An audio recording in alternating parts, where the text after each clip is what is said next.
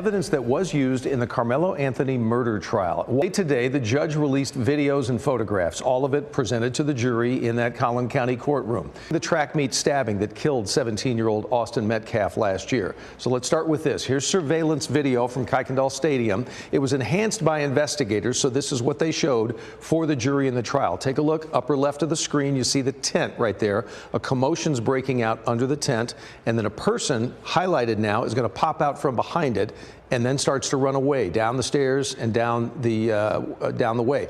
That person in the spotlight running away was Karmelo Anthony.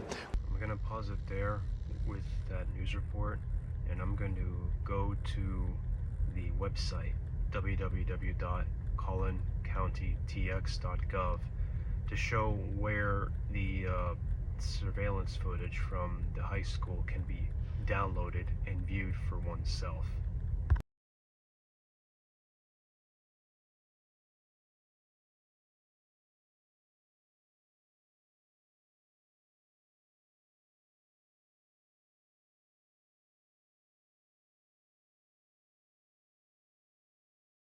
Next, I'm going to speed through the video.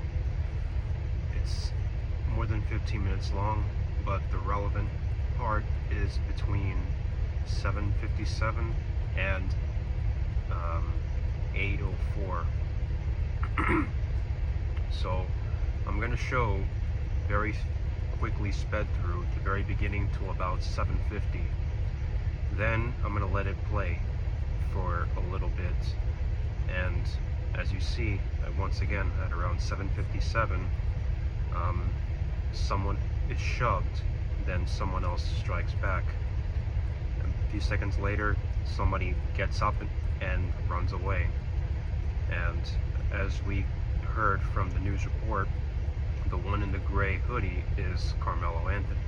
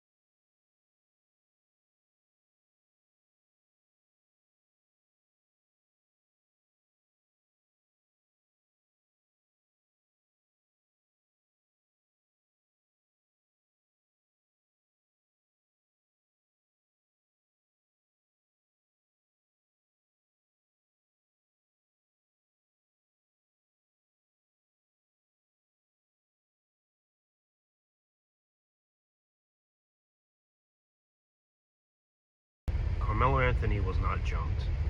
Austin Metcalf didn't need to die.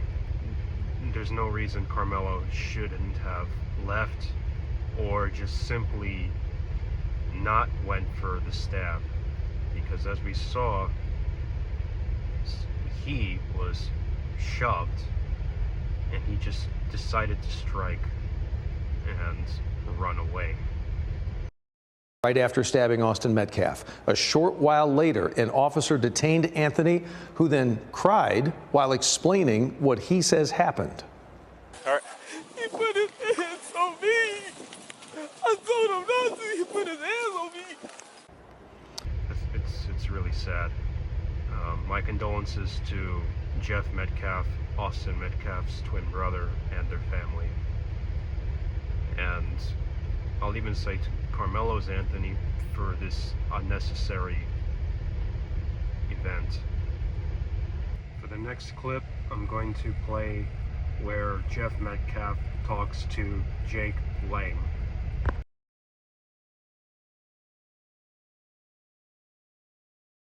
Would you be willing to stand by me in a press conference or in an individual interview and talk about this issue that is larger than Austin at this point? God rest the beautiful young man's soul that would have been one of our strongest voices if he was still alive today. Yes, I am, sir. Okay, my turn to speak. You are part of the problem, my friend. You're trying to create more race divide than bridging the gap. I do not condone anything you do.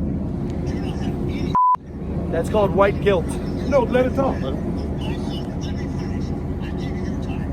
You take my son's face off your website. I am not associated with you. You're creating more Austin Metcalfs with your weakness, sir. For the next clip, I'm going to go to Austin Metcalf's X profile and show some of his posts and some comments under the last post he had made in March 31st, 2025.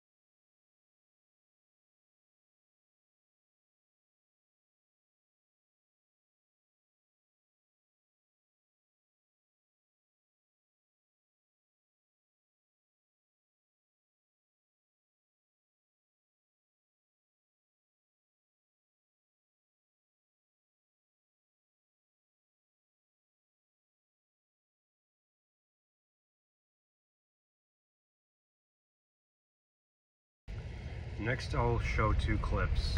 The first one is Jeff Metcalf and Megyn Kelly talking about the story. The one afterward is Jeff Metcalf being interviewed by a CBS News interviewer. Not being able to speak, why my dead son's being drugged through the mud, memes, pictures. But let me make one thing clear. That has went on from both sides, and I don't condone any of it. I've seen the things that they've made about Karmelo, and it's disgusting. It's just as vile as the things that are done about my son.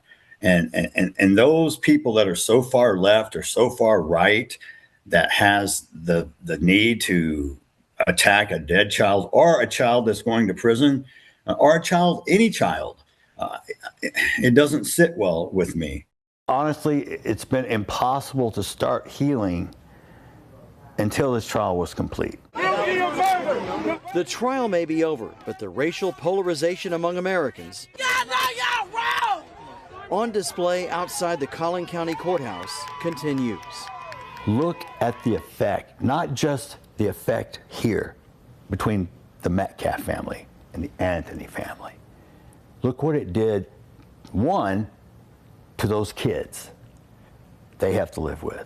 Two, it took on this huge, wider, let's have a race war throughout the nation. Metcalf insists that his son had no racist motives when he approached Anthony about leaving a track team tent. This case was never about race. Next, I will play a clip from CBS News regarding Karmelo Anthony's parents and some of what they have to say. Karmelo Anthony's family is also talking tonight. They believe the trial was unfair from the start. They do plan to appeal. A day after the trial, Karmelo Anthony's parents, Andrew Anthony and Kayla Hayes, sat down to break their silence and to let the world know how they're feeling as their son begins his 35-year sentence for murder. Despite what a jury found, his parents dispute their son ever wanted to kill Austin Metcalf. My son is no murderer. My son didn't intend to hurt anyone.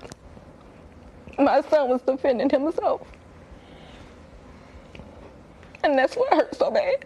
His mother recounts the moment she addressed the jury and made her plea to them during the sentencing phase. To have mercy on my son. That's what I told the jury. I know they had their minds made up already. So, I mean, really wasn't much I could say to change their mind. Both parents fighting back emotions and tears as they described what they believe was a flawed trial. We were delusional. We thought we was going to get a fair shake. They claim there were inconsistencies from the get-go, despite witnesses who took an oath vowing to tell the truth. Everyone actually lied on the stand. Everyone. All of the witnesses' statements were inconsistent. The court of public opinion had made up their mind about his son long before the trial began. He was convicted when he walked out of the jail. If you looked at the news all last year, he was already convicted. If you look at it, it was already done. It was no innocent until proven guilty. He was already guilty. My condolences to Karmelo Anthony's family for this, but once again, it was Karmelo Anthony who stabbed Austin Metcalf and he died from his wounds. Karmelo may not have had that intention to be a murderer, and I can pull up some clip where he's asking a police officer, you know, if Austin was going to be okay.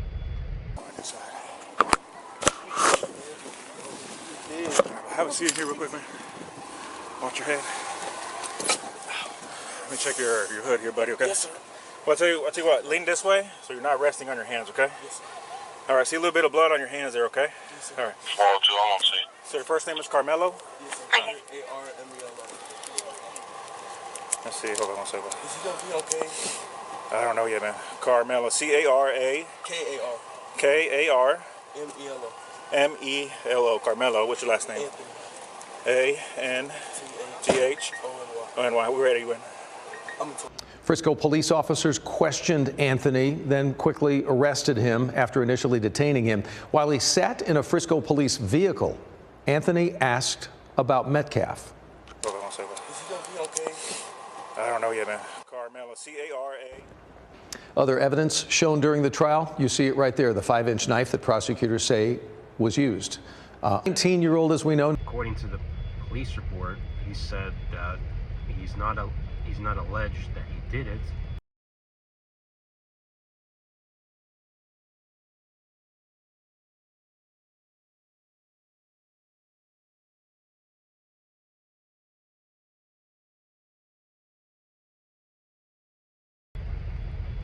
And as we saw previously, he was, you know, defending, he was crying, saying that, you know, he put his hands on him and he said what he said.